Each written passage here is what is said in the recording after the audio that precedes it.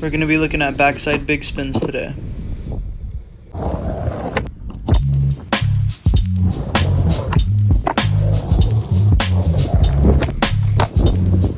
This video is going to be split into two different parts. The first half of this video is going to be the tutorial, and the second half is going to be troubleshooting. We're going to start off with foot placement. I personally don't think the front foot matters that much, so I put mine kind of on the edge of the board in the middle at a 45-degree angle like a kickflip. Now the back foot is where it really matters. I like to keep my toes on the toe side corner of the tail. I don't like to put my toes too far off of the side of the tail because it can cause the board to flip. And I also don't recommend keeping it on the middle of the tail because it's harder to get the rotation. I try to think of my big toe popping right here.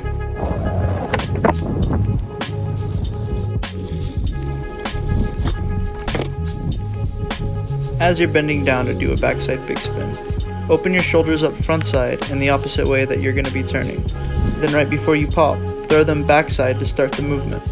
It starts with your head, then your shoulders, then your hips, then your feet. With your back foot, pop down and sweep back. All your front foot needs to do is lift up to get out of the way. Remember that the motion is led with your head and then your shoulders. The rest of your body should follow. Now we're going to move into troubleshooting. The first mistake that we're going to go over with this trick, and I would say this is the most common mistake with backside big spins, is that the board will flip.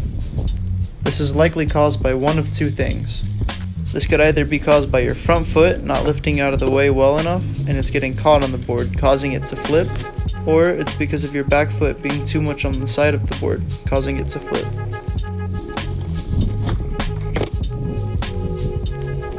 If you're not getting enough rotation, likely the cause is that your shoulders and your feet aren't syncing up very well.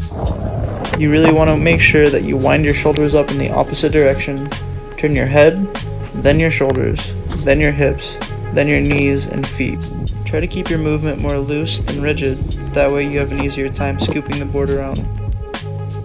The third most common issue I would say I have with this trick still to this day is slipping out. The number one tip that helped me with this was keeping my weight in my back foot when I landed. That's this foot for clarification.